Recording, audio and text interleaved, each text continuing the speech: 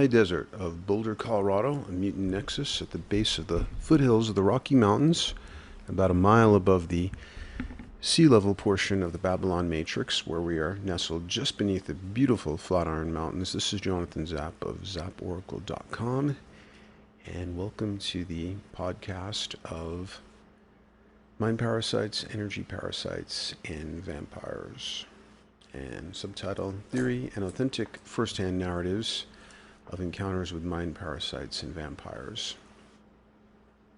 And this was something I started writing in 2003. The finished version was 2006. It was a major revision in 2008, edited by Austin Iredale, and a few little excerpts and things added recently. And the essay begins with a quote from William Blake, his poem The Sick Rose, from Songs of Innocence and Experience, plate 37. O rose, thou art sick. The invisible worm that flies in the night, in the howling storm, has found out thy bed of crimson joy, and his dark secret love does thy life destroy. And the next quote is from Grant Morrison, The Invisibles. Two things we will make you, smooth between the legs, smooth between the ears, and what we take from you will feed the kings of this earth. Mind Parasites has a fanciful sound to the term itself, like something contrived by an overwrought, paranoid imagination. The term was coined by British scholar of the occult Colin Wilson in his science fiction novel of ideas entitled The Mind Parasites, written in 1967.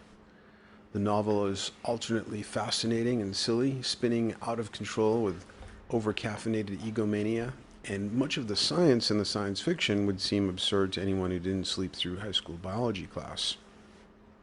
In fairness, Colin Wilson intentionally wrote the book in a hallucinatory Lovecraftian mode, and HP Lovecraft is actually mentioned throughout the book as a visionary who, in the feverish depths of his imagination, tapped into secrets of the collective unconscious. Mind Parasites is such an obscure topic that if you Google it, you will find that an email I wrote on the subject a few years ago, a mind parasite encounter in Dune, turns up in the top 3 or 4 hits. At least, I haven't Googled it recently, but that was true when I wrote it.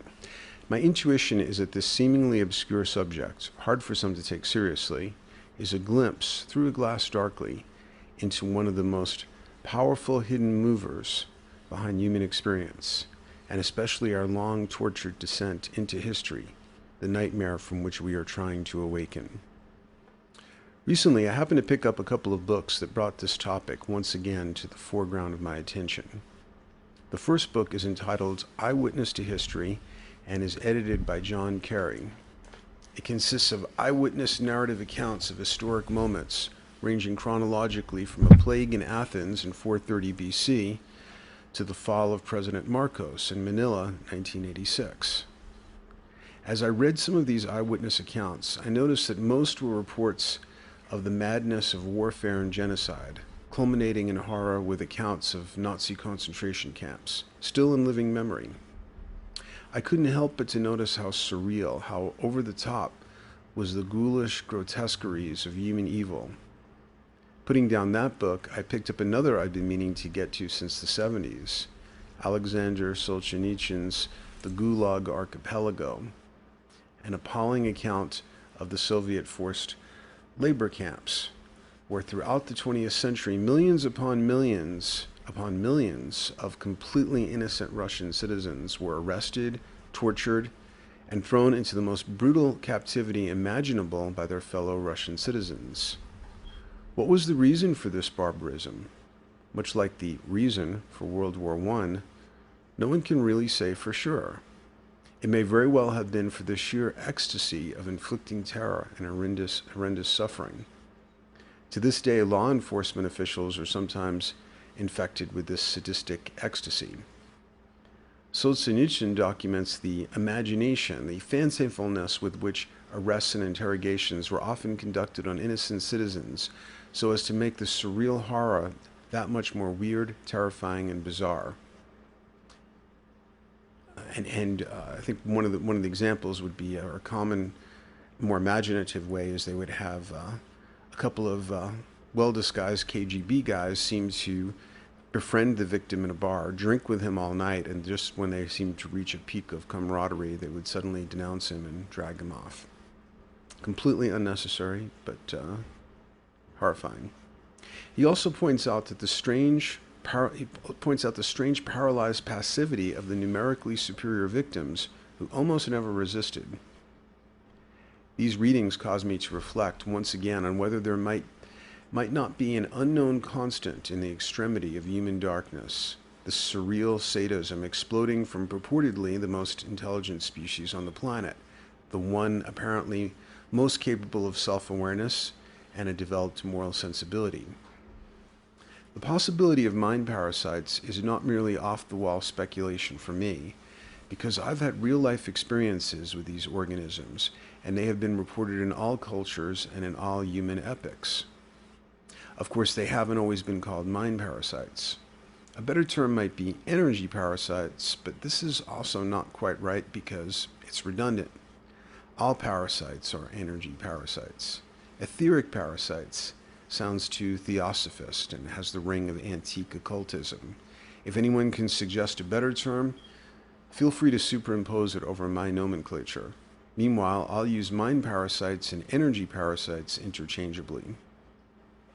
The possibility of energy parasites should not require a huge willing suspension of disbelief. Parasitism is one of the three most classic types of relationship in the organic world. The other two are predation and symbiosis, my favorite. Notice that these are all relationships of energetic transaction. Also notice that human beings, collectively and individually, may be classified as all three. Certainly, as evidenced by our devouring the biosphere and bringing about mass extinctions, we have emerged as the ultimate predators and parasites on the planet. Parasitology might sound like an obscure branch of biology, but it is actually central to the evolution of life.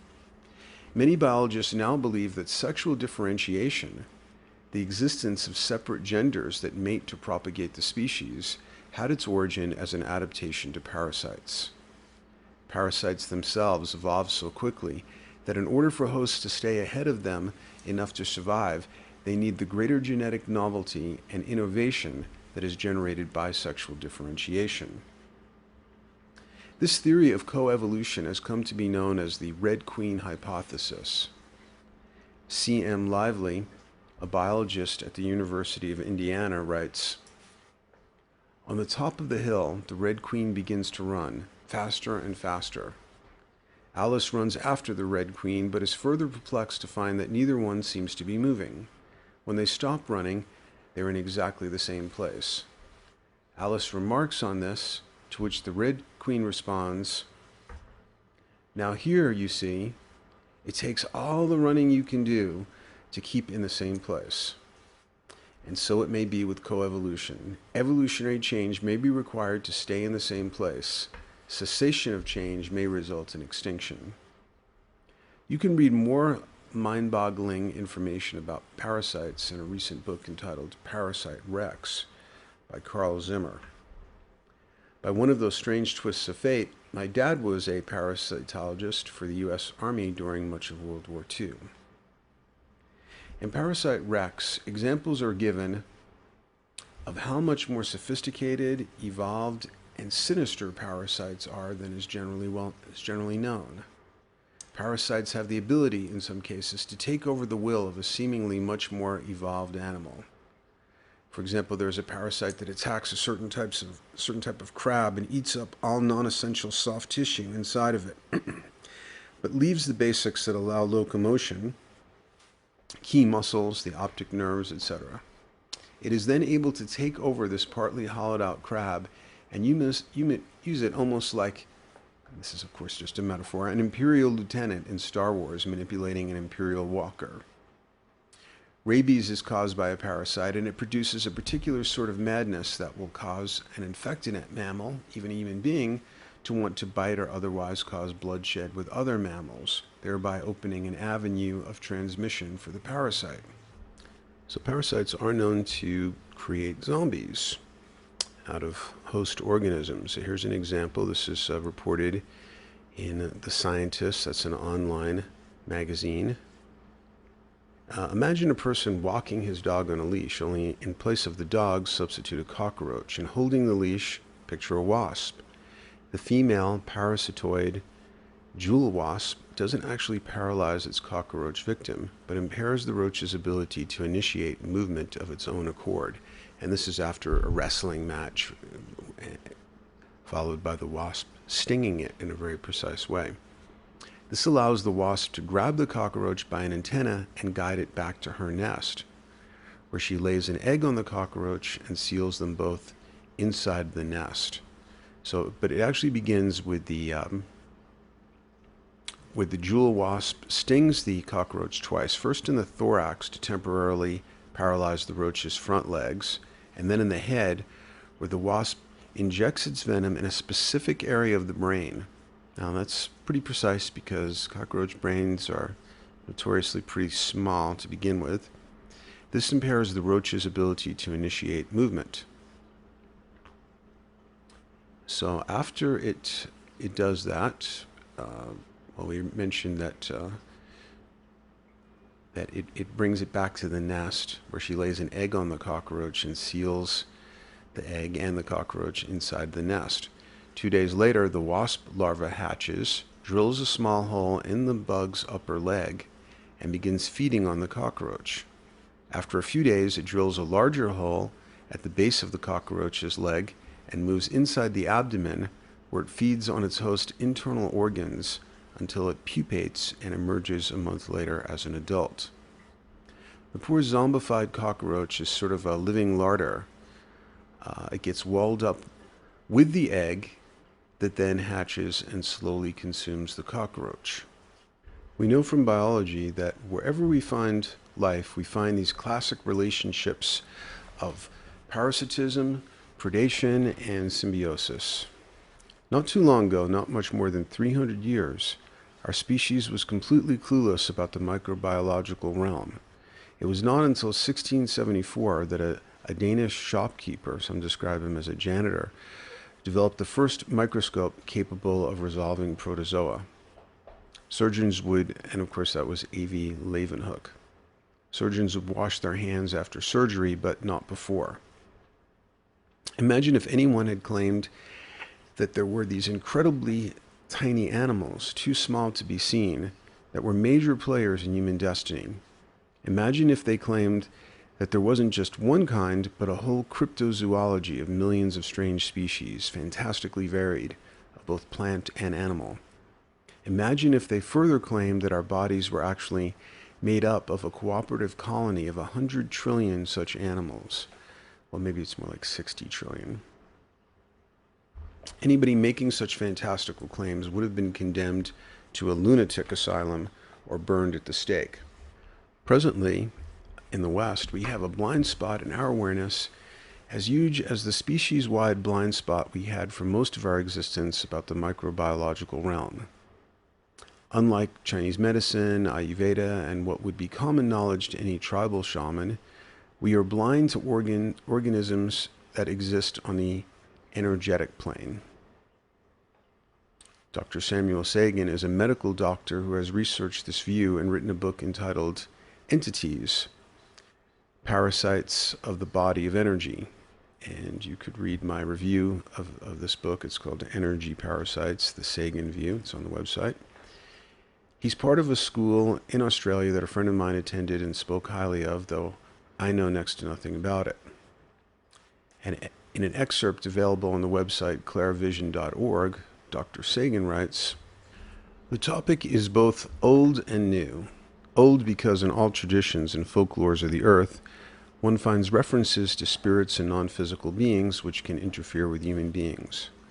Thus Ayurveda, the traditional medicine of India, is divided into 8 sections, one of which is entirely devoted to the study of bhutas, or entities, their influence on health and sanity, and the ways one can get rid of them.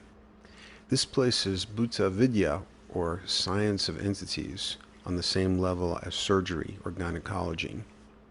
If we look at traditional Chinese medicine, we find that in acupuncture, among the 361 points of the 14 main meridians, 17 have the word Kuei, disincarnate spirit, as part of their main or secondary name. So that's a quote from Mr. Sagan. Call them spirits, incubi, and the succubi. They have as many names as there are cultures and languages, but they have been widely recognized by everybody except us. Disincarnate organisms are far more generally recognized than the microbiological realm ever was until the invention of the microscope. And there isn't just one type, of course, but a fantastically varied cryptozoology of parasites, predators, and symbionts. Everywhere that we find life, we find endless variations on those classic energetic relationships. Parasitism, predation, and symbiosis. As the alchemists put it, as above, so below. As it is on the microbiological plane, so it also is on the energetic plane. If there are organisms on the energetic plane, we should expect to find many highly evolved species of parasites. And what every parasite is looking for is a host with a rich deposit of energy, like warm-blooded mammals, which attract female mosquitoes that will use them to fertilize their eggs and complete their life cycle. What is the richest deposit of organic energy that we know of? This would have to be human psychic energy / sexual chi, the energy that dominates this planet. What types of human beings have the richest deposit of this energy? Adolescents, particularly male adolescents, have the greatest overabundance of sexual chi, and highly creative visionary types are thought to have the strongest psychic charge.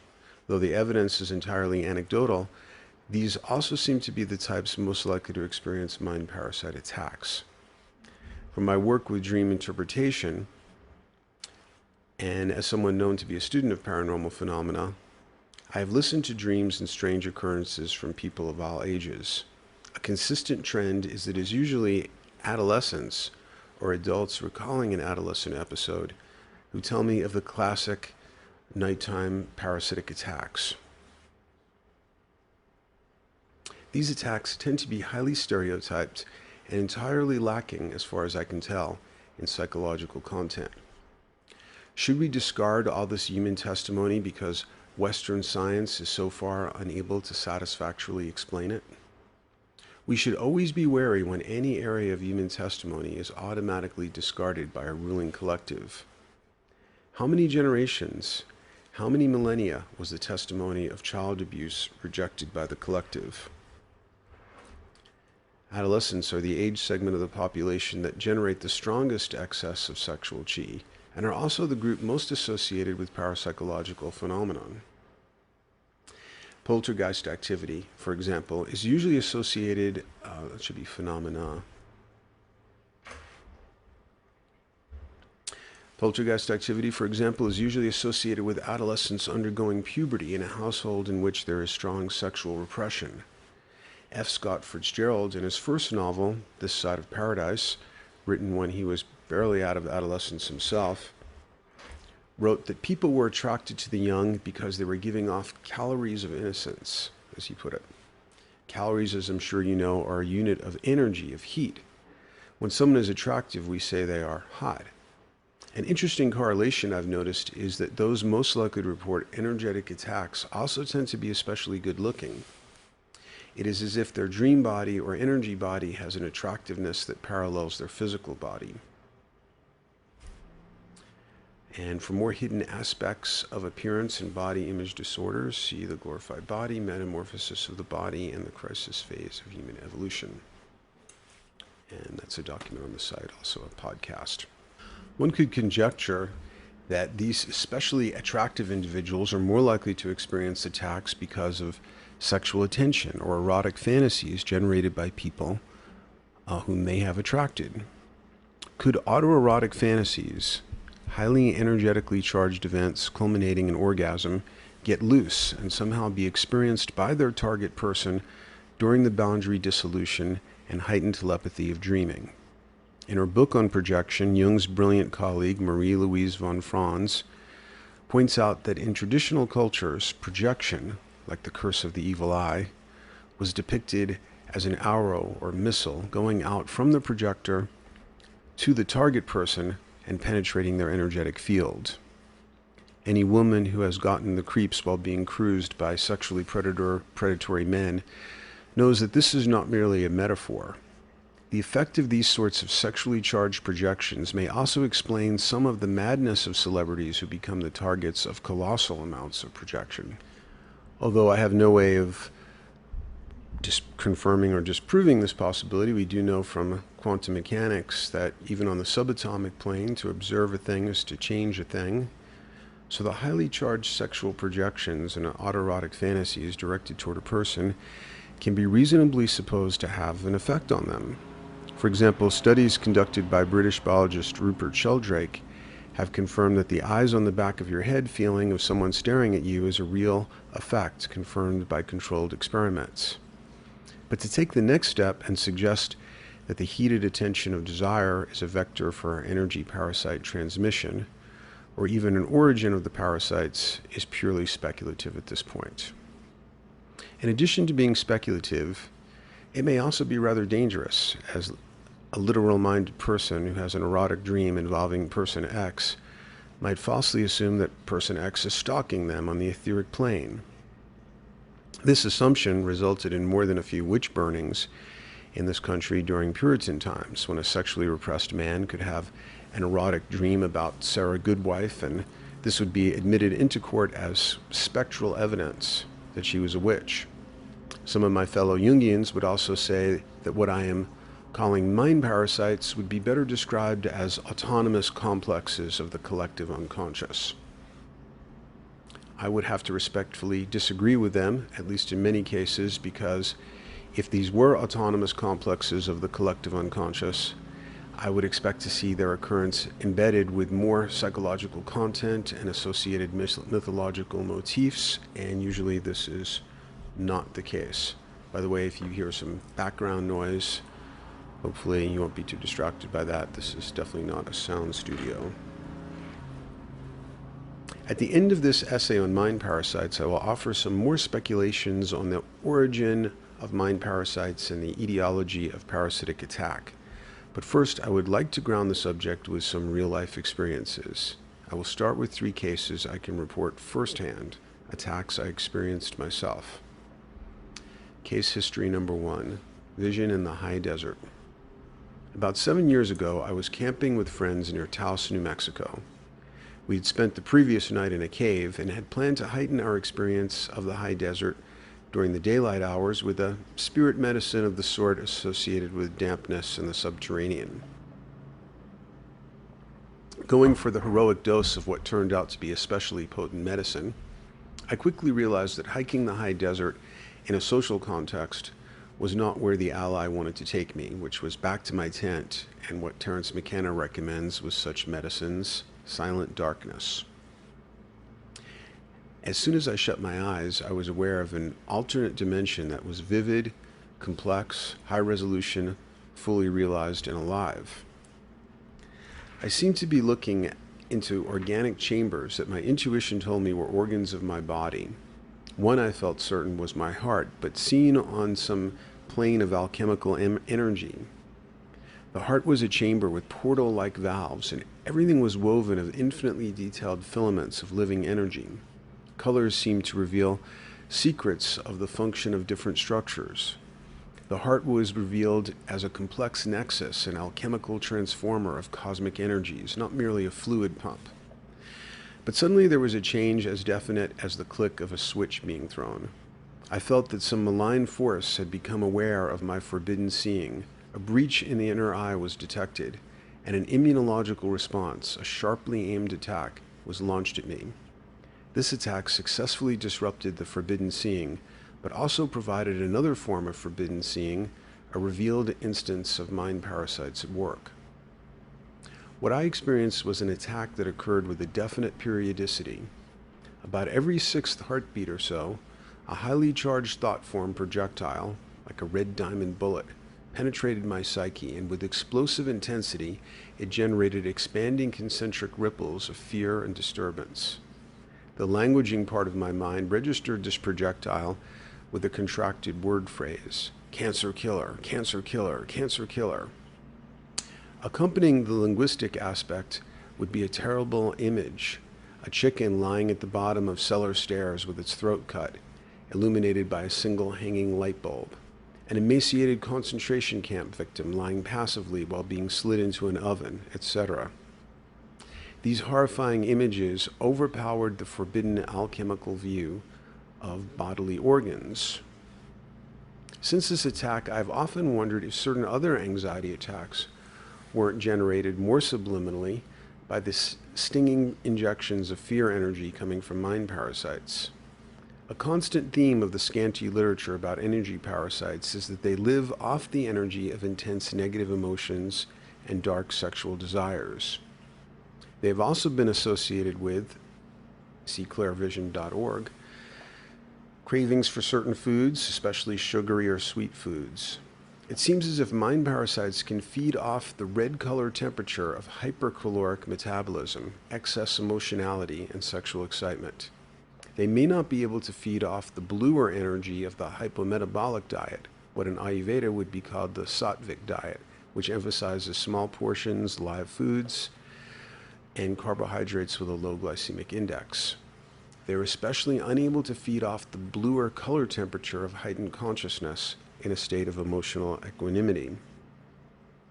Case history number 2, encounter with a vampire.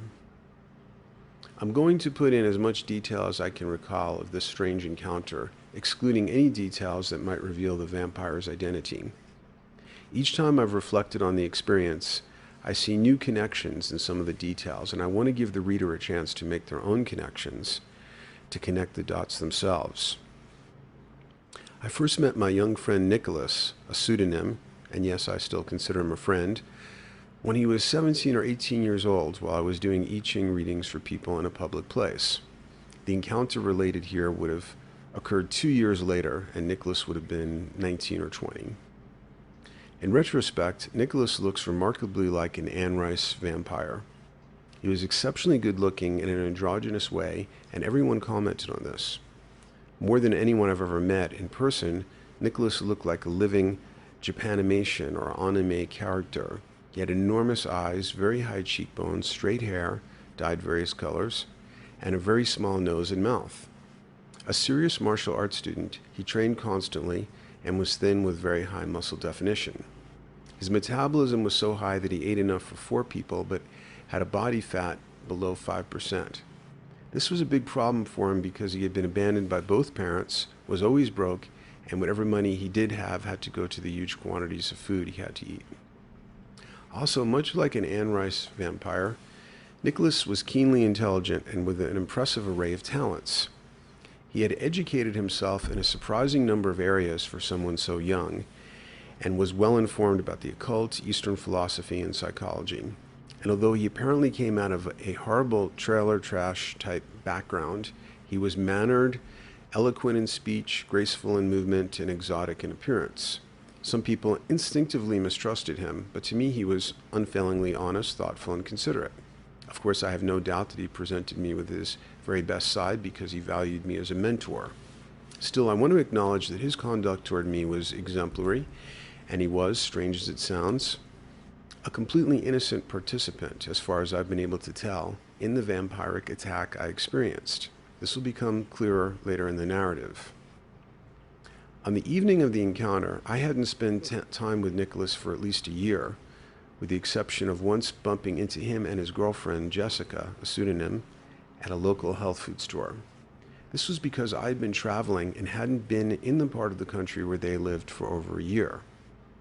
After I returned from my travels, I ran into Jessica sitting at a table in a coffee shop. Also exotically beautiful and racially unidentifiable, Jessica was a couple of years younger than Nicholas. Although her appearance hadn't changed much, she seemed completely different than when I had seen her over a year ago. A year before, she was someone with whom I would never have expected to have a conversation. She was extremely shy, or at least so inwardly shut up inside of herself that I never saw her relate to anyone except in the most perfunctory way besides Nicholas. Once she had complimented my artwork, but otherwise we scarcely exchanged a complete sentence, even though I saw her almost every day. And this was because of the proximity of where they were living, where I was living, and so forth. And it wasn't just me. In the past, there had been this powerful keep-away aura surrounding her like a force field. But then on seeing her at the coffee shop, I noticed an amazing change. She made strong, friendly eye contact, greeted me like an old friend, and she seemed completely relaxed, open, and eager to talk. I was astonished. I've almost never seen such an extraordinary change in someone in a year's time. In fact, when I first met her, I thought she might be like the borderline personality type, which is not something you expect to see change in someone. We had a great heart-to-heart talk, and 2 or 3 more such conversations would take place over the next couple of weeks. Jessica was only about 17, but now had the poise of a much older woman, was highly intelligent, articulate, precociously wise, and her exotic beauty turned heads wherever she went. She acknowledged the profound change in herself and credited most of it to the influence of Nicholas. She explained that with painstaking effort, patience, and insight, Nicholas had helped her to work her way out of her problems. On the evening of the encounter, as part of a revelation of his own life story, Nicholas told me that Jessica had been brought up in a cult, and from the earliest age had been subjected to constant sexual abuse, had been raised to be a Kama Sutra-trained sex slave. When I first met Jessica, I felt she was a borderline personality type. I guess I mentioned it here, a person with a fragmented center who seemed likely to remain that way. Given her horrendous past, this wasn't surprising, but the improvement in her was little short of astounding. Much of our conversation that day in the coffee shop was about her relationship with Nicholas. They had been together for 3 or 4 years, which at their age was practically a lifetime. A traumatic aspect of the relationship for her was that she wanted to be monogamous, but Nicholas insisted on an open relationship, and he had affairs with other young women. He was never dishonest about this, and he did everything that he could to ease her discomfort, and always related to her as his principal lover, but nevertheless it was traumatic for her. In the last conversation I had with Jessica, she mentioned that some guy she had known in the past, who had been abroad, had returned to town and was madly in love with her. She was apparently considering having an affair with him, since she had always been the monogamous partner in this open relationship. A few days later, it was a freezing cold night, and I was hanging out in my RV when Nicholas called me on my cell phone. Although I had had several heart-to-heart talks with Jessica recently, I still hadn't spent any time with Nicholas outside of the 5-minute run-in at the health food store. Jessica told me several times that she wanted me to spend time with Nicholas because it had helped him so much in the past, but we had conflicting schedules and it hadn't happened yet. Nicholas told me on the cell phone that he desperately needed to talk to me that evening, that Jessica was leaving him for this new guy and was going to live with him in another country.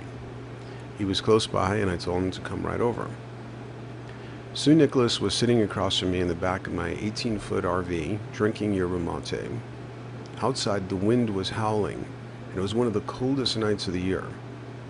The lighting in the RV was rather dim. It had been a gray, overcast day, and my solar panel hadn't fully charged the deep cycle batteries. With the propane furnace running, which uses an electric fan, electricity was low, and I lit a couple of candles for more light.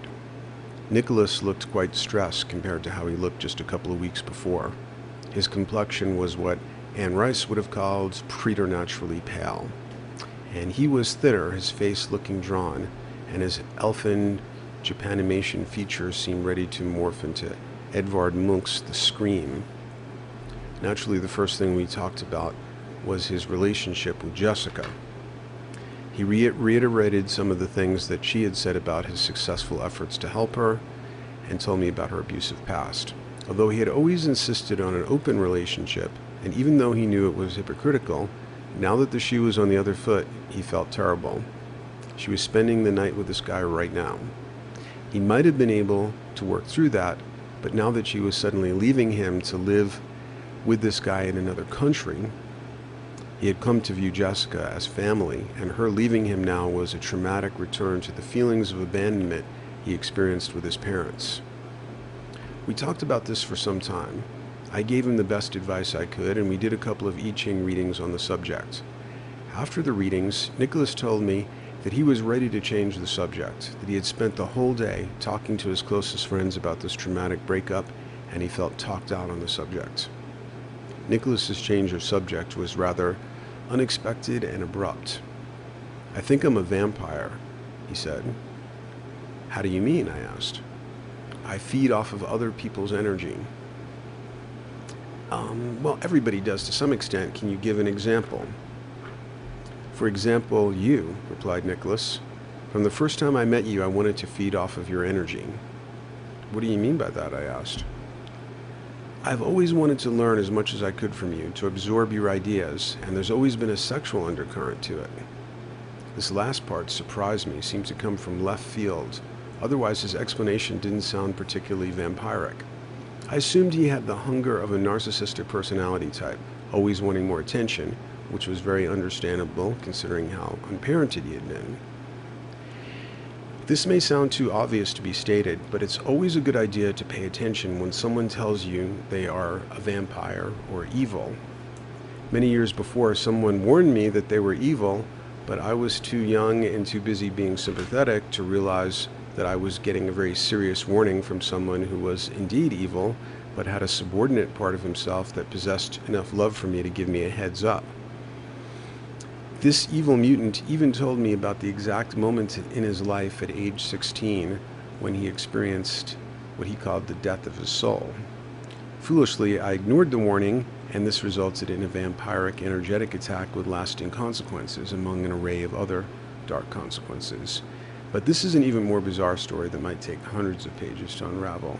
And if that wasn't enough of a prior lesson, when I was 10 years old, I survived a still more dangerous and bizarre, nearly fatal parapsychological attack that resulted in a dog mauling and hundreds of stitches. And that's described in a document on the site called A Mutant Convergence. The point is, I should have known better. I had been there before, been bitten before. A classic pitfall is that if you have survived weird darkness, you may develop a fatal vanity that you know what you're doing, or that lightning won't strike twice, an especially foolish notion if your last name is Zapp. It may be true that most evil entities and vampires don't tell you what they are. They're often too busy being deceptive, the devil that hath power to assume a pleasing shape, and you have to be able to see through the guise, the enticing aura of glamour, beauty, and power. But a surprising number of vampires and evil types will tell you what they are, often just once, like a subtly placed calling card, and you'd better pay attention. Often people make the mistake of thinking, this person's just a punk trying to show off. If they were really evil, vampiric, etc., they wouldn't admit it. But many times they are both showing off and they are evil or vampiric. And don't forget that narcissistic punks can be evil or vampiric too. Another dangerous delusion is that if you are what I call a mutant, see glossary of my terms on the front page of my site, a self-transforming round peg off the accepted scale of normality, then other mutants must be your allies. As a mutant myself, I have had the blessing and privilege to be a magnet for other mutants, but I've sometimes forgotten that mutants are not just dangerous to the collective, they can also sometimes be dangerous to other mutants. This is especially true if you underestimate them or are glamorized by their charisma into overlooking their shadow. In Nicholas's case, he was not showing off, was not a punk except sometimes in style of dress, and was not toying with me, not playing the game of leaving the calling card hidden in plain view. He was seeking help for an actual condition. Unfortunately, I was busy being sympathetic rather than empathic, and absorbing what he was telling me psychologically rather than bioenergetically.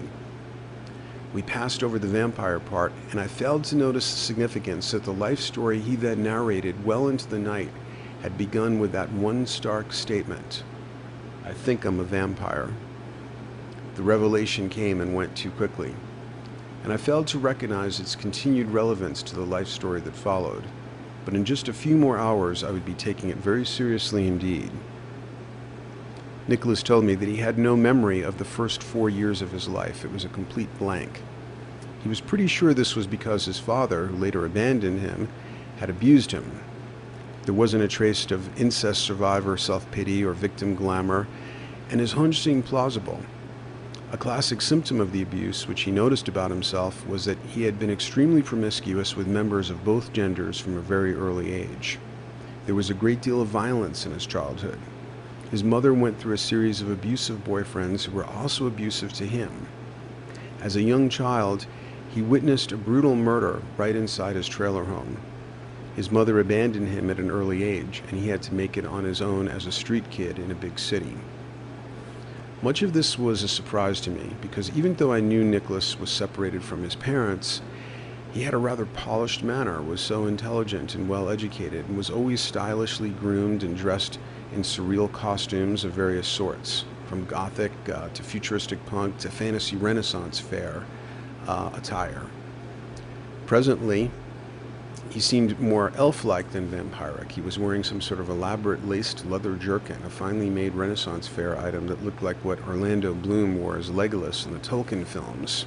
He did not seem like someone from a violent trailer trash background, though I vaguely remembered then that he might have told me some of this a year before, but it never quite gelled in my mind because the detail was left out and it was so incongruous with the Nicholas I knew.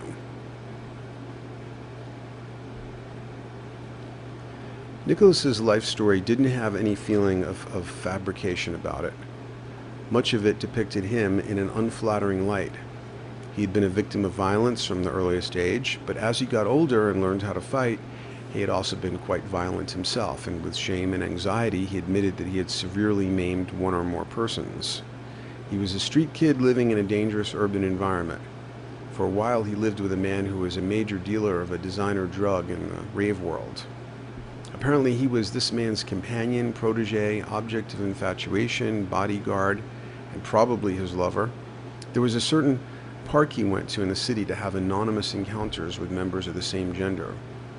By the time I met him, Nicholas's looks, intelligence, and charisma, my observations, not his, had obviously opened doors for him, and he was able to make his way off the street and into more favorable circumstances, though he still lived close to the edge. But now, with the loss of Jessica, who lived in more affluent circumstances, a major part of his support system was falling away. We talked well into the night, freezing wind howling outside the RV. Sometimes the gusts were strong enough to cause the fiberglass coach to roll slightly on its suspension, like a ship at sea. At some point, much earlier in the evening, Nicholas realized that he had missed the last bus to the town where he had a place to stay. He was used to staying in this town with Jessica, but obviously that wasn't happening tonight.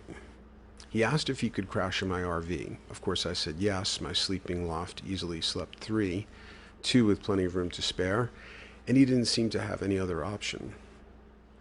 After recounting his life story, Nicholas said he was exhausted and looked it. I told him to take the far side of the sleeping loft so I wouldn't have to disturb him when I climbed up and took the near side. He lay down on the loft and seemed to instantly fall asleep. I followed some time later.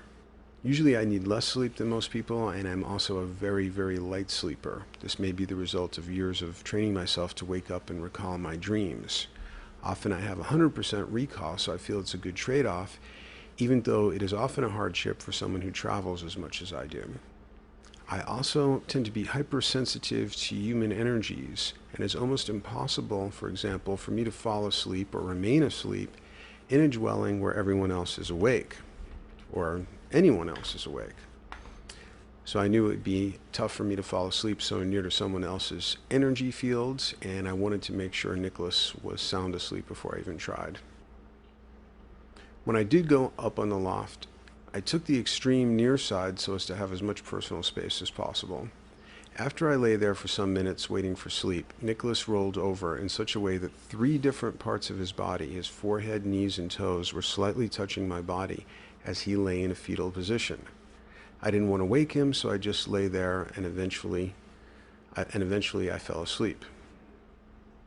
Sometime in the middle of the night, an inner survival warning system jolted me wide awake in an instant. I'm not sure how to describe what followed because so many things happened at once, but of course they can't be explained all at once. Or, describing one thing after another would seem to imply a chronological sequence, but the first several things were all apparent in the first heartbeat or two of awakeness. They were more like a simultaneous overlay of perceptions and realizations rather than a sequential cascade. Please keep this in mind as I relate the following. I was awakened by one of the most shocking and intense things I have ever felt in a long life of shocking, anomalous experiences. A massive energy transfer was happening. Primal life energy, chi, was pouring out of me and into Nicholas's sleeping body, which was still lightly touching mine. I found myself paralyzed, and this paralysis seemed a more active, energetic version of ordinary sleep paralysis. I felt myself restrained with lashings of fiery energy, much the way Gulliver in Gulliver's Travels awoke to find that the tiny Lilliputians had restrained him with lashings of rope over his whole body. There was a parasitic entity in the sleeping loft, hovering just below the roof, near our feet. It was like a dark lenticular cloud or vortex with a somewhat double convex lens shape, similar to the way a spiral galaxy looks from a great distance. My visual perception of it was not definite. It was dark and amorphous with fractal boundaries and rotating movement. I felt it energetically, a direct perception of it, and there may or may not have been an overlay of conventional anatomical eyesight. I knew that this parasite was living in conjunction with Nicholas and was directing the massive energy transfer while he slept. I felt that if this energy transfer were to continue for even 3 or 4 more heartbeats, I couldn't be sure if I would even be me anymore, if there would be anything left capable of resisting. Now again, this is how it felt. I'm not saying that that was actually the case. All of the above was a multi-layered, simultaneous realization. You may have experienced, I certainly have, that in life or death situations, our psyche can step outside of slow linear time thinking, ego mode, and go into an enhanced mode where profound layers of perception can unfold in a heartbeat. After this heartbeat of recognition, there was a change in me. My will to resist emerged like a sword pulled from a sheath. In my mind, a blue fire sparked, and instead of fear, there was an intense curiosity and fascination. I had been studying mind parasites for years now, and I was able to see how they actually worked.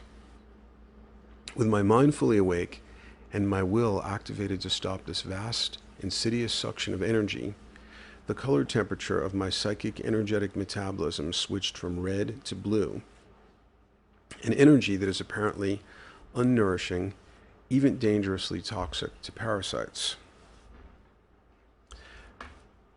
The dark spiral cloudy entity made a distinct sound at that point, and the only way I can language this sound, its meaning was instantly apparent, is to say that it was the sound of primal frustration of a very hungry animal that has been interrupted in the middle of feeding.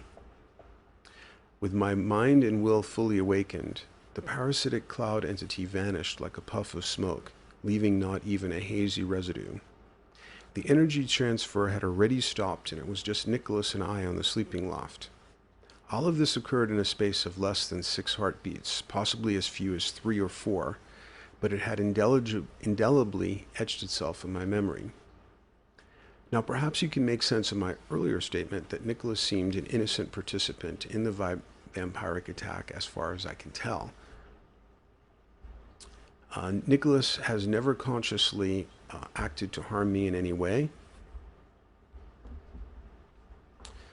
Unlike the other vampiric person who warned me he was evil, even the attack did not appear to be harmful because I had successfully resisted it. I didn't feel drained the next day or ill in any way. Again, this was a dramatic contrast to the other vampiric attack many years before that left me ill for weeks afterwards. Months after I recovered from that illness, which much resembled Giardia, a parasitic infection, the vampiric person called me on the phone from South Korea while I was in Manhattan, thousands of miles away, and within 2 minutes before I hung up the phone, the illness returned. Ultimately, the experience with Nicholas was a peak learning event revealing much about a very significant phenomenon. This does not mean that I encourage anyone to approach vampires to learn from them. Studying the dark side is one of the most classic ways to get sucked into the dark side, and that remains one of the most likely pitfalls for me. As Nietzsche put it, whoever fights monsters should see to it that in the process he does not become a monster. And when you look into the abyss also looks into you. Returning to my narrative, I stayed awake on the sleeping loft for some time, possibly the rest of the night, thinking about what happened and reinforcing the experience, both the conversation with Nicholas and the attack, into memory. I felt perfectly safe afterwards. Though as an extra precaution, I did an inner practice called theater of memory, which among other virtues is very effective in sealing and protecting energetic boundaries. The following morning, I told Nicholas what I had experienced, and he seemed interested but not the least surprised. He reminded me that he had told me the night before that he was a vampire, that he fed off of other people's energy, and that he had always been attracted to mine. I could hardly accuse him of pulling the wool over my eyes. My tone was not accusatory or asking for apology, but one of fascination with what I had learned. We parted on good terms, though I have not seen Nicholas or Jessica ever since then. There are many interesting details to this case study to comment on. The first that comes to mind is the paradoxical complexity of Nicholas as symbiont host to a vampiric parasite, and the many positive, even exemplary things about him. Anne Rice's vampires have much the same uneasy mixture of the admirable and the horrific. Nicholas had clearly had an astoundingly positive effect on Jessica, though he also suggested that his vampiric nature may have been unsatisfying to her erotically, and may be what caused her to seek fulfillment with another lover. As an extremely attractive young male, Nicholas was a classic candidate for parasitic attack and infection. He may have been repeatedly raped as a small child, and was certainly highly promiscuous as an adolescent. Just as physical sex is now known as a great disease vector for microbiological parasites, as above so below, it is also a likely vector for energetic parasites. Similarly, a voracious appetite for food, with an inability to put on weight, is sometimes a symptom of physical parasites like tapeworms. Perhaps it is also a symptom of energy parasites that want to rev up the metabolic fires of their hosts. In the movie The Matrix, Neo is derisively called Copper Top, a reference to Duracell batteries, and a reminder to him that he exists to be used as a disposable energy source for machines. The way that Nicholas's vampirism worked, or seemed to work, had remarkable parallels to the origin of vampires that eventually unfolds in Anne Rice's Vampire Chronicles. In her vampire cosmology, a spirit, a disembodied entity, spirits are often said to be jealous of those possessing physical bodies, who has an affinity for human blood, is able to merge with the bodies of an ancient king and queen of Egypt through the apertures of bloody wounds opened in their bodies by the stabbing knives of assassins. The king, queen, and the disincarnate spirit become bonded, merged symbionts, and a new species is created, neither flesh nor spirit, the vampires. Nicholas, a self-proclaimed vampire, seemed to be a symbiont/host of a disembodied parasitic entity. Case history number 3, witch hunt on the full moon. My third first-hand case history of mind parasite attack happened just 2 weeks after I wrote the first draft of this essay. This would have been about 2003. This brief account is a possible example of mind parasites taking over the susceptible, and leading them to perpetrate an hysteria-driven persecution.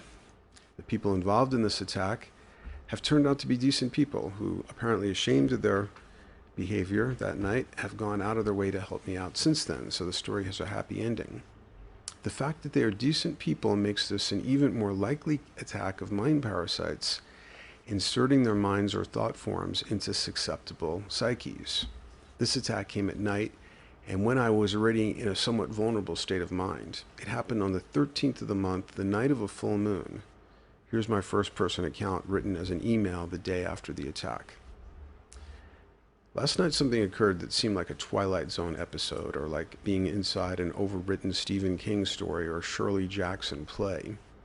I'm sending this out because I think this incident has a general meaning with some implications for many of us.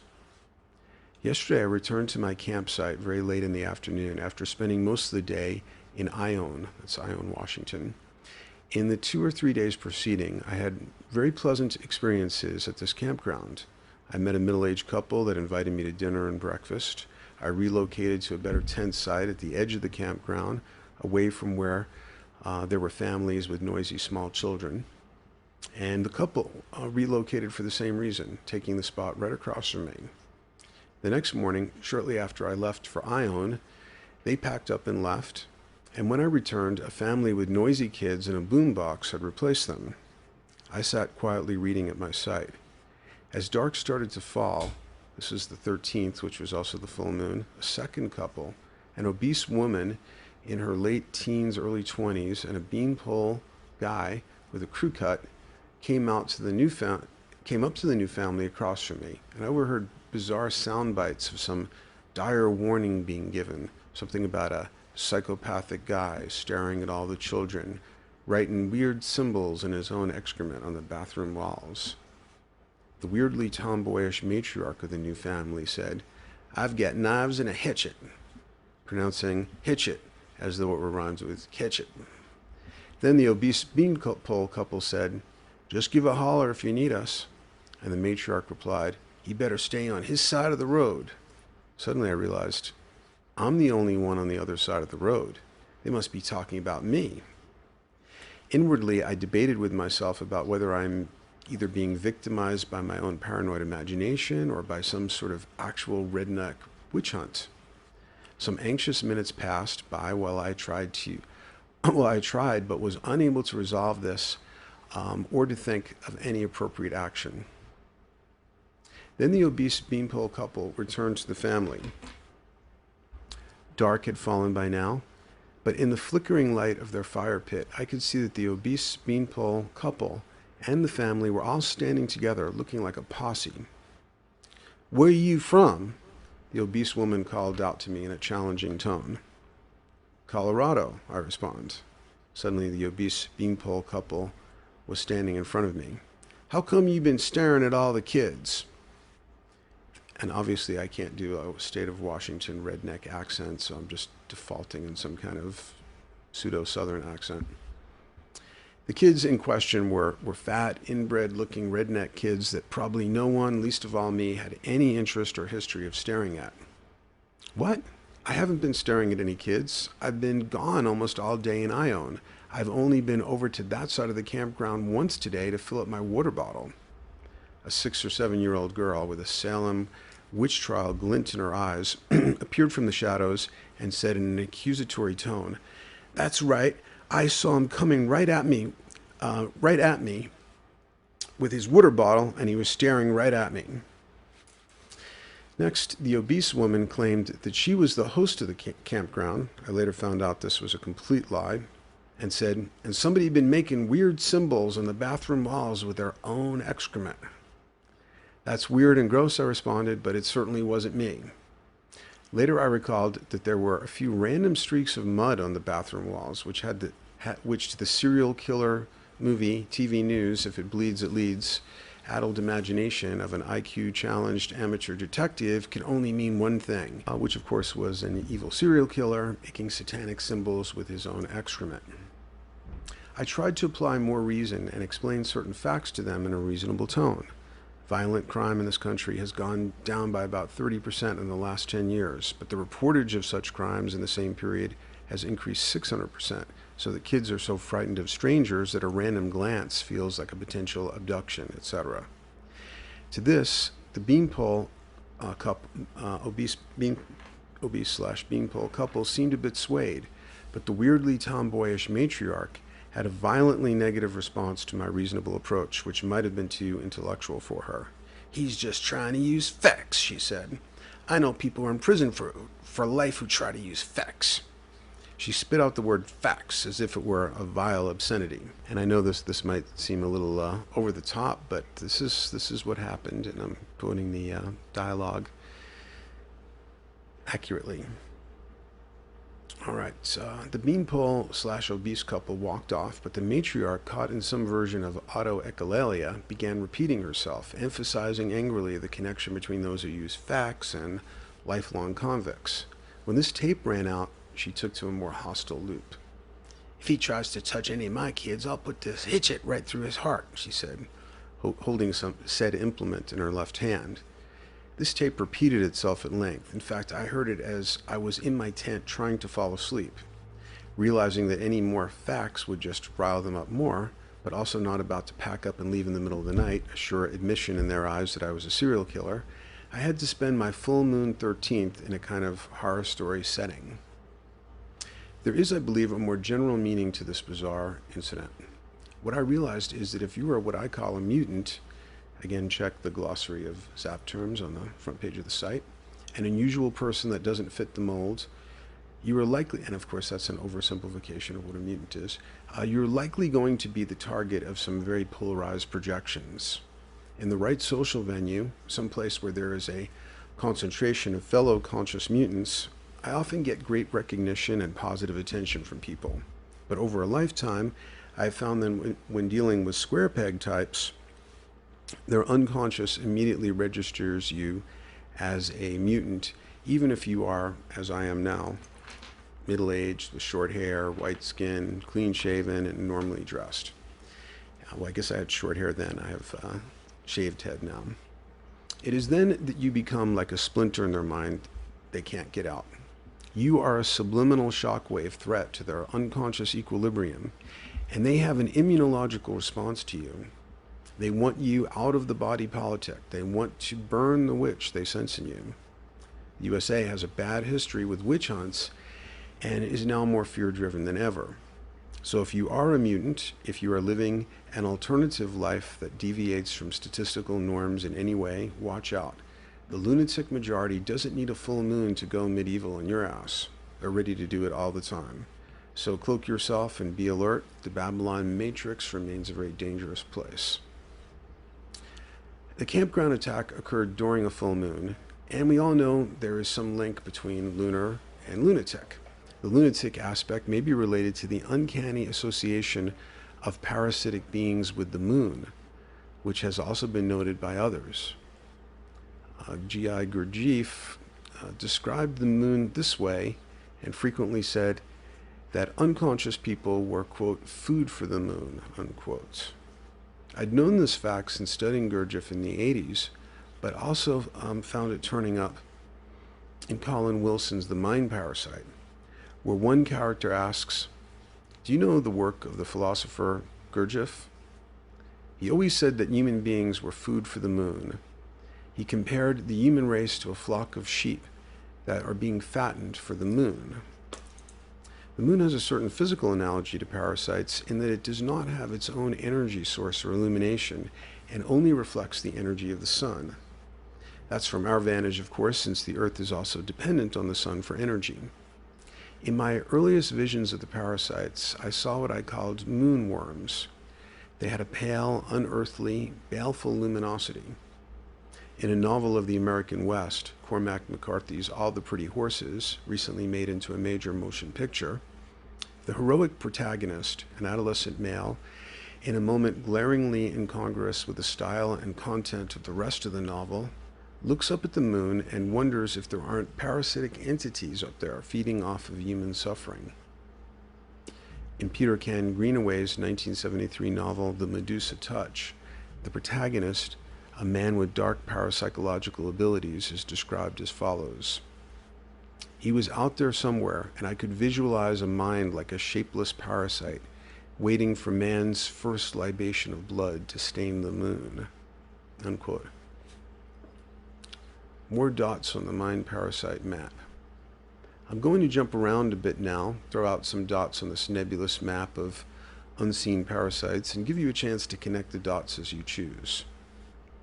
In the last chapter of Carlos Castaneda's last book, involving his supposed relationship with Don Juan, well, we all now realize the books are hoax, but a brilliant one, a chapter entitled The Mud Shadows, Don Juan takes Castaneda out into the desert and helps him to shift into the second attention, as he calls it. From the second attention, Castaneда can see what Don Juan calls the flyers, shadowy worm-like creatures that feed off of human energy and have the ability to insert their mind into the minds of average susceptible people. The physical description of these flyers sounds remarkably like the rods, the very high-speed flying organisms that have been videotaped by Jose Escamilla. And you can see his website, roswellrods.com. I don't know how the validity of this work, but I am very entertained by the fact that Jose Escamilla identifies with the name the Rod Father because of his work filming these things. It's interesting to compare the flyers, these shadowy worm-like creatures that feed off human energy described by Don Juan, and the invisible worm that flies through the night from the William Blake poem that I read at the beginning of this essay. So there's definitely a parallelism between many people's descriptions. We can't know in any individual case what's influence or not, but when there's something like a Blake poem out there that anybody could have access to, but it feels like two parallel descriptions of some real phenomenon. Don Juan is not the only one to suggest that there might be parasites, as there are microbiologically that have an ability to insert their mind or will into a host. In the novel The Mind Parasites, it is suggested that certain diabolical individuals like Hitler and Marquis de Sade, who encourage the dark sexuality of the sort we see near the parasitic deities in Alex Gray's painting Demons and Deities Drinking from the Milky Pool. And you could see my document, Alex Gray and the Mind Parasites, on my website. It's also a podcast. That puppets, zombies who have been hollowed out by the parasites, are now entirely under their control. That people in this state of mind could be under the control of mind parasites, or just sort of doing these dark mechanical things, especially with sexuality. When Jung met Hitler, he described him as a psychic scarecrow, and some very evil figures have been described as having blank doll's eyes, and are said to have been on a kind of automatic pilot like mechanical puppets. When a psychologist asked one serial killer what he was thinking about when he stalked young women in preparation for torturing and killed them, he replied matter-of-factly, "Taking care of business." Here now is a long passage from The Mind Parasites, the novel by Colin Wilson, to give you a feeling for how he describes the mind parasite phenomenon. In a few cases, the vampires have been able to completely take over a human mind and use it for their own purposes. For example, I am almost certain that de Sade was one of these zombies whose brain was entirely in the control of the vampires. The blasphemy and stupidity of his work are not, as in many cases, evidence of demonic vitality, and the proof of it is that de Sade never matured in any way, although he lived to be 74. The sole purpose of his life work is to add to the mental confusion of the human race, deliberately to distort and pervert the truth about sex. As soon as I understood about the mind parasites, the mind vampires, the history of the past 200 years became absurdly clear. Until about 1780, most art tended to be life-enhancing, like the music of Haydn and Mozart. After the invasion of the mind parasites, this sunny optimism became almost impossible to the artist. The mind vampires always chose the most intelligent men as their instruments, because it is ultimately the intelligent men who have the greatest influence on the human race. Very few artists have been powerful enough to hurl them off, and such men have gained a new strength in doing so. Beethoven is clearly an example, Goethe another. And this explains why it is so important for the mind vampires to keep their presence unknown, to drain man's lifeblood without his being aware of it. A man who defeats the mind vampires becomes doubly dangerous to them, for his forces of self-renewal have conquered. In such cases, the vampires probably attempt to destroy him in another way by trying to influence other people against him. So, end quote from Colin Wilson's novel, The Mind Parasites. A couple of pages later, Wilson makes a very interesting speculation. He suggests that the parasites may seek out species that are on the brink of a quantum evolutionary leap, but that remain in the highly energetically charged, vulnerable position of not yet having emerged on the other side of that leap. So this is quoting the novel again. Now, I suspect that these mind vampires specialize in finding races who have almost reached this point of evolution, who are on the brink of achieving a new power, and then feeding on them until they have destroyed them. It is not their actual intention to destroy, because once they have done this, they are forced to seek another host. Their intention is to feed for as long as possible on the tremendous energies generated by the evolutionary struggle. Their purpose, therefore, is to prevent man from discovering the worlds inside himself, to keep his attention directed outwards. I think there can be no possible doubt that the wars of the 20th century are a deliberate contrivance of these vampires. Hitler, like Assad, was almost certainly another of their zombies. A completely destructive world war would not serve their purposes, but continual minor skirmishes are admirable. A few paragraphs later, so that's the end of that quote. A few paragraphs later, Wilson states the intuition I had long before I read the Mind Parasites, that the parasites, seen from a sufficiently encompassing evolutionary vantage, are revealed to be symbionts in that they challenge an evolving host to become far more conscious in order to shake off the threat. Frank Herbert, in his fourth Dune novel, God Emperor of Dune, seems to have had a similar idea. The God Emperor, who is following his golden path, as he calls it, apparently his personal revelation of an evolutionary Tao, makes himself into a supreme predator or parasite that dominates the human species for millennia. He does not enjoy being an oppressor, but is doing it purposefully so as to paradoxically create mutants who will be so resistant to oppression that they will be able to lead their species out of bondage forever. In the I Ching, it is said that some things do not fully blossom or unfold unless they are fully compressed or oppressed. Wilson writes, this is a continuation from the novel, I have another theory which is so absurd that I hardly dare to mention it. This is that the mind vampires are, without intending it, the instrument of some higher force. They may, of course, succeed in destroying any race that becomes their host, but if by any chance the race should become aware of the danger, the result is bound to be the exact opposite of what is intended. One of the chief obstacles to human evolution is man's boredom and ignorance, his tendency to drift and allow tomorrow to take care of itself. In a certain sense, this is perhaps a greater danger to evolution, or at least a hindrance, than the vampires themselves. Once the race become aware of these vampires, the battle is already won. Once man has a purpose and a belief, he is almost invincible. The vampires might serve, therefore, to inoculate man against his own indifference and laziness. Elsewhere, Colin Wilson compares the insidious effects of the mind parasites to radar jamming. This is a metaphor or analog to their apparent ability to obfuscate, to generate confusion, wild dangerous rumor, as happened to me on the 13th, and otherwise make it hard for most species to wake up.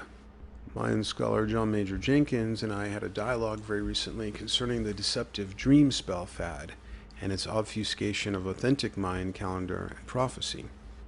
Though there's no prophecy about 2012, I should just specify that, just because I threw that word in there. No prophecy that's ever been found. And you can see a dialogue on Dreamspell or go to my document and podcast, Carnival 2012, a psychological study of the 2012 phenomenon. Everyone has noticed that when a creative cultural trend tries to get started, anytime a new scene, a new bohemia tries to get going, corrupt commercializers rush in to produce a degraded counterfeit version that sucks all the life out of it. If a new visionary band appeared on the music scene, they would probably be found advertising disposable Burger King cups by the end of the month. If a mutant is discovered, they can be either repressed or imprisoned, like what the feds did to Wilhelm Reich, or they can be promoted into a celebrity, where they will be hollowed out by projections and parasitic temptations until they become a zombis, as Colin Wilson calls them, for the Matrix. Potential mutants may be exactly the ones taken over by the mind parasite, as Colin Wilson suggests. The school shooters, particularly the Columbine kids, Eric Harris and Dylan Klebold, are all male adolescents, usually good-looking. John Lee Malvo seems to be another one. Their terrifying actions seem very intelligently and precisely directed so as to create the richest harvest of fear and negative emotion in the collective. We have said very little so far about the possible etiology or origin of the mind parasites.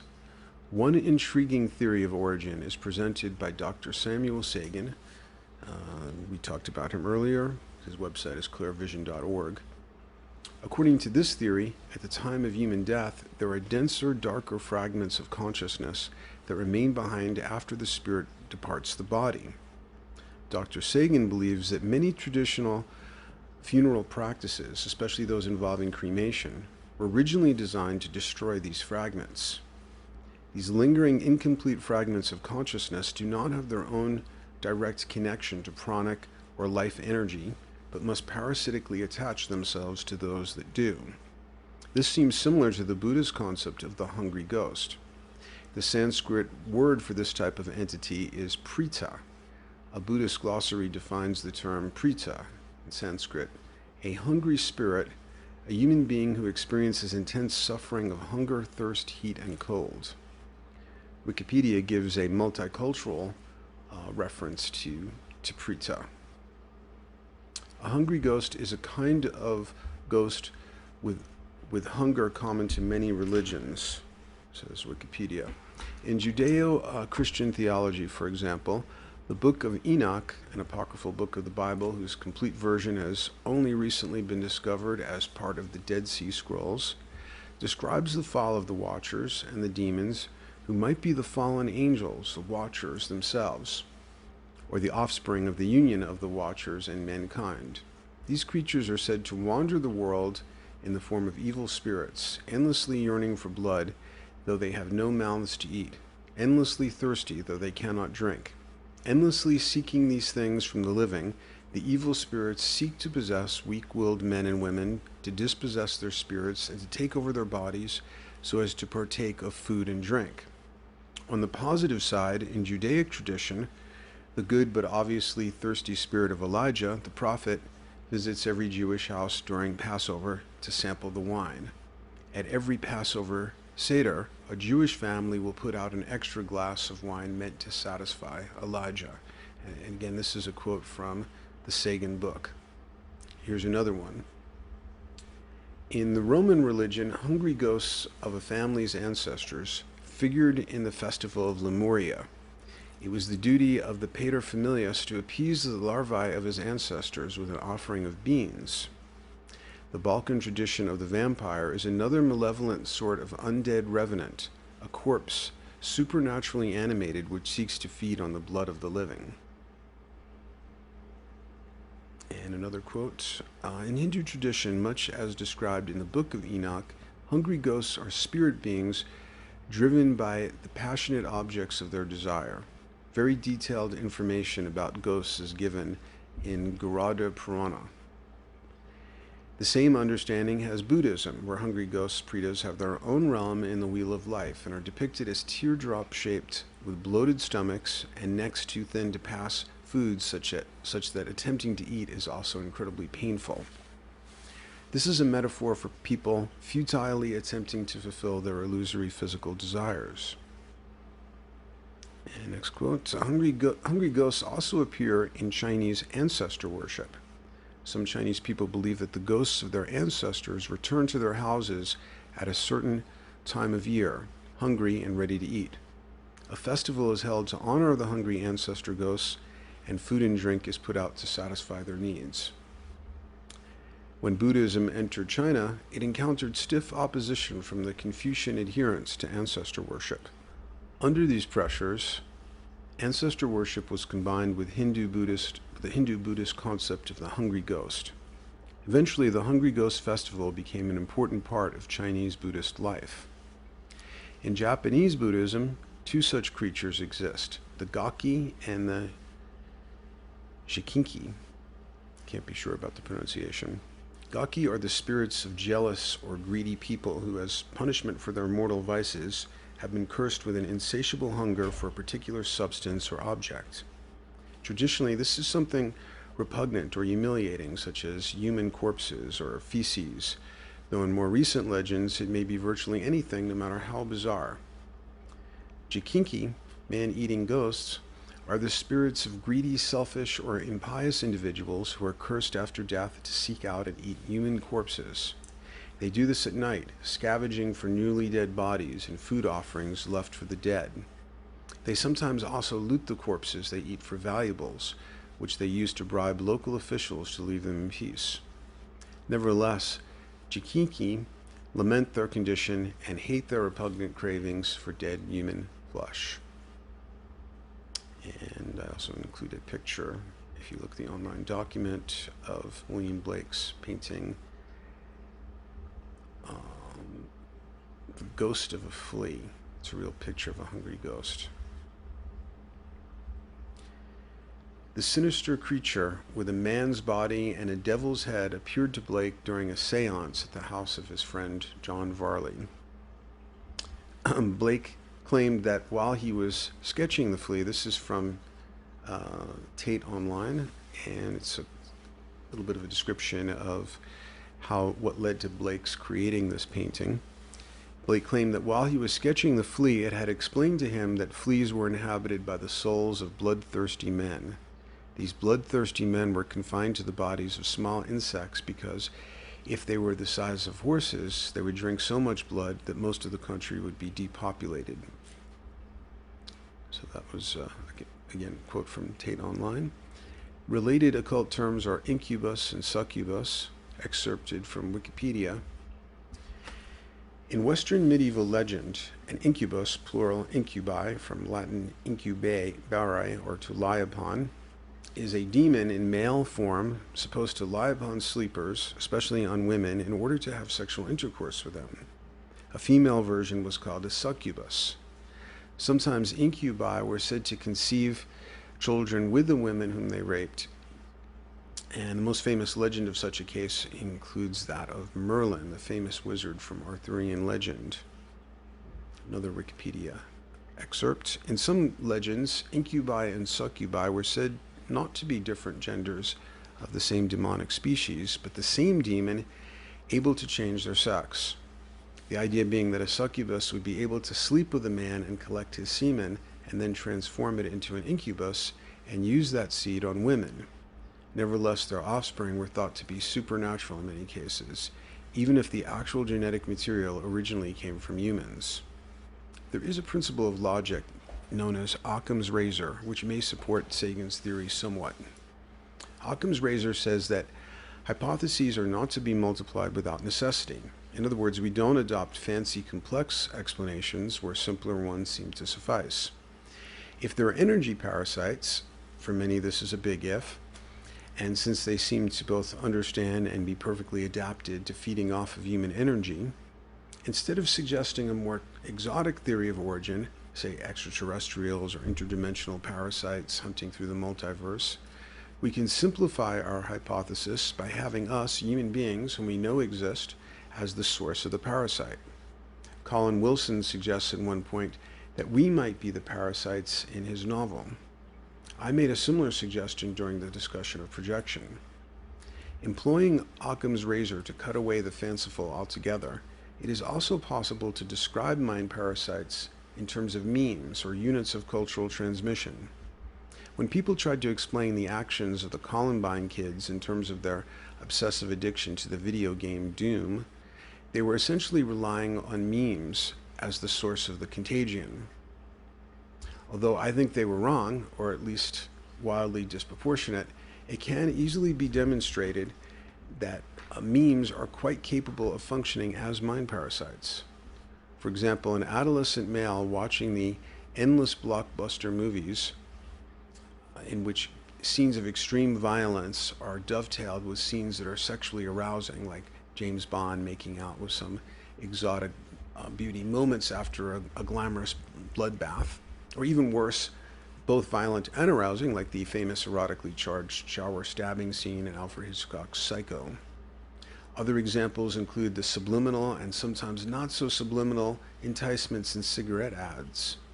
These memes cross wires that should not be crossed. Sex violence, sex cigarettes, sex cars.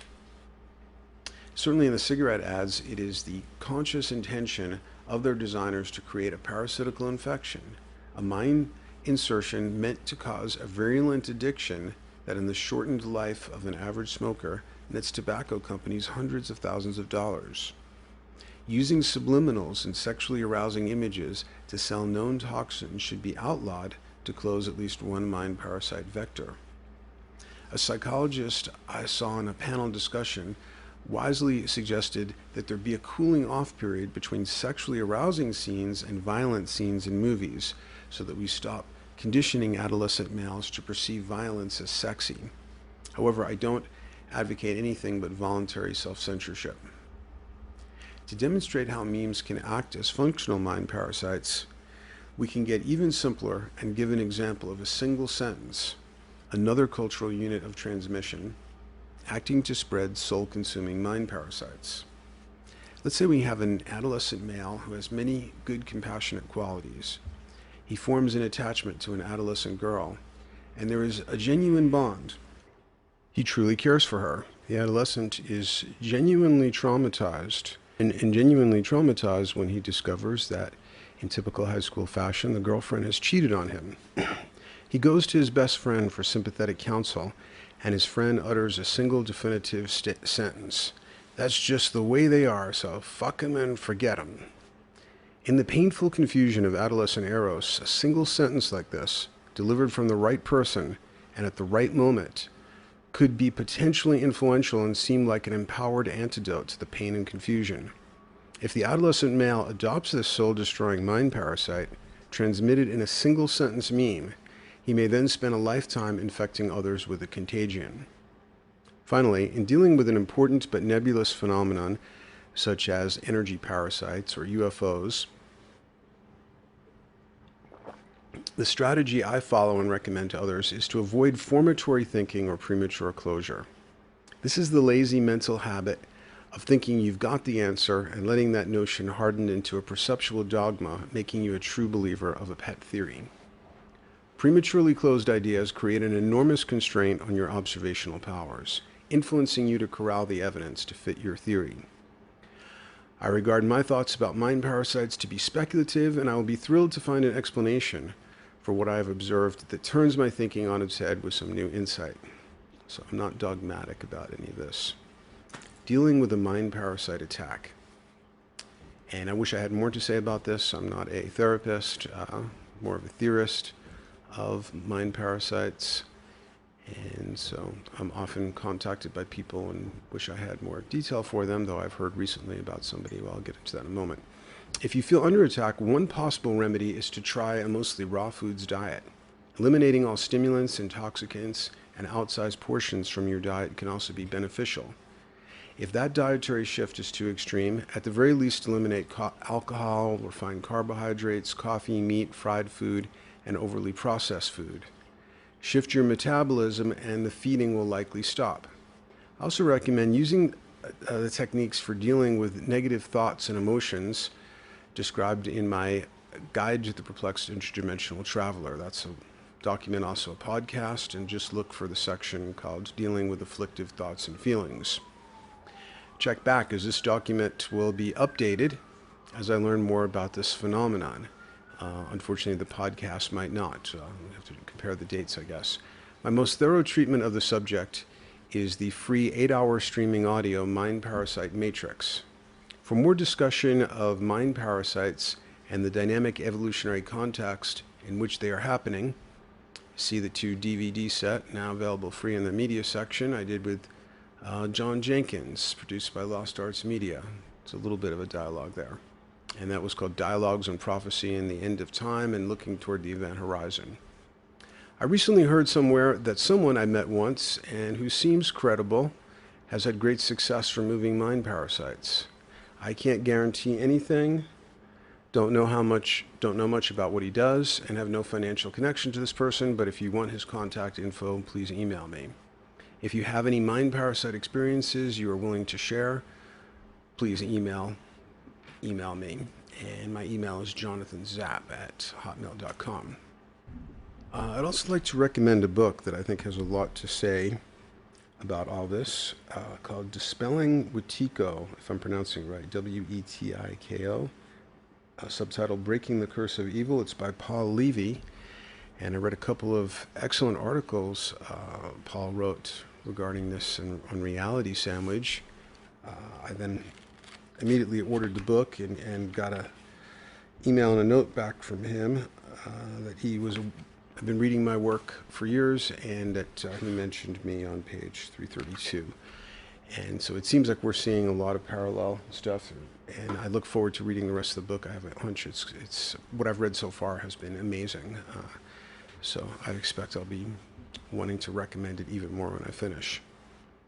And last is an excerpt from Parallel Journeys. But actually, let me right now take care of some other documents that are on my site that are related. I'll just quickly point them out to you. You'll find links to them at the end of this document. Alex Gray and the Mind Parasites. Energy Sappers is another one. Mind Parasites, the Sagan View. The Siren Call of Hungry Ghosts we haven't talked about, but it involves British paranormal researcher Joe Fisher. Had some very strange experiences when he decided to investigate the channeling phenomenon. And my book, of course, The Mutant versus the Machine and the Galactic Alignment of 2012 might have a relevance, and The Glorified Body, Metamorphosis of the Body in the Crisis Phase of Human Evolution. And then lastly, Are You Invisible?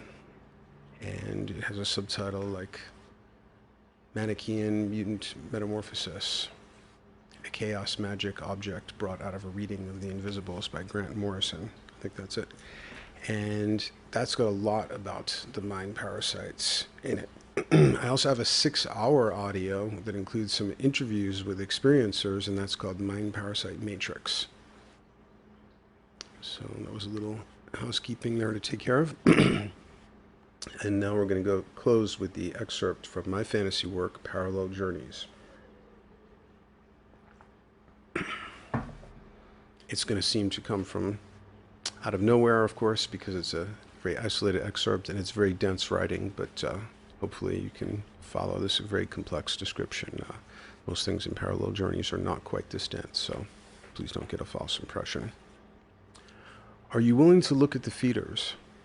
And suddenly I wasn't so sure if I was willing. I sensed the edge of the abyss, but I knew my life only allowed for one possible answer, and I willed myself to say, yes. Then look down.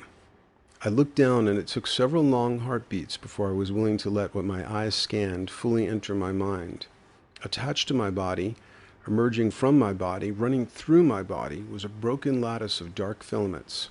Undulating filaments like a broken spider web spun of black silk, moving chaotically like the tentacles of a sea anemone. I knew that each of the filaments was a kind of nerve cell, a shadowy black neuron with infinitely complex dendrites and interconnections with other threads of tissue. It was continually reconfiguring itself to create new interconnections and networks. Its activity was intelligently directed and oriented toward the efficient and invisible absorption of my life energy. It was highly aware of me as host, as primary food source, and adapted itself continuously to keep me as a blood pump and energy source within its neural network. I was like an organ living within a vampiric brain. The dendrites and axons of black spider silk undulated, but also pulsated in a dissonant rhythm that had some particular horror for me. I stared at it for a moment and suddenly comprehended the horror. It was the inversion of my arterial pulsation, the anti-heartbeat of my heartbeat. This pulsating lattice of tissue was like a capillary suction pump. It beat in perfect counter-rhythm to my heartbeat, because as my heart pumped blood out, the lattice sucked in, not blood, but vital energy. The rhythm and counter-rhythm were so perfectly aligned that it was not clear if I was merely tissue, an organ inside of its body, or if it was a parasitic tissue that surrounded my own body. Something about the light-absorbing blackness of the filaments made them insidious tendrils of energy suction, and also rendered them invisible to ordinary human eyesight. At certain nodes of the web, a nexus of dendrites formed a densely entangled bulbous thicket of black nerve tissue. There was space inside these bulbous nodes, and inside that space were pale worm-like parasites. These worms had the pale, silvery luminosity of a hungry moon, whose light was merely the reflection of a host energy source. These moonworms were part of a complex and delicately counterbalanced parasitic ecosystem, an ecosystem for which I was the food source. The equilibrium of this ecosystem had been shocked, even shattered by my displacement to this realm. This was why the web of parasitic life undulated in an agitated, chaotic state. It was a broken lattice. Its outer edges were loose filaments of spindly neurons whose dendrites had been yanked off. Only dismembered axons remained, waving in amputated torment as they sought to be reconnected to the larger web, the planetary matrix of tissue to which they had been so densely interconnected before I entered the portal. I had been displaced to a green realm, a realm which was not infected with this vast network of parasitic tissue. All that I saw was the broken remnant of the web that had closely surrounded my body and somehow survived crossing over. This was but the smallest part of the mind parasite matrix that had always harvested my energy, its perpetual suction, a hidden, insidious taxation of my every pulse of life energy. But now it lay before me, shocked and vulnerable, and weird as it sounds, I almost felt pity for it. It was torn asunder from its planetary matrix and unsure of itself, chaotically trying to reconfigure so as to cocoon around me and tighten its embrace of its only remaining host. And I probably should have emphasized before I read that excerpt that this is a fantasy novel, and this is just one possible vision of the mind parasites. It's not meant to be definitive in any way, shape, or form. Well, thank you so much for listening. I know that was kind of long and dense, and this is Jonathan Zapp of zapporacle.com signing off.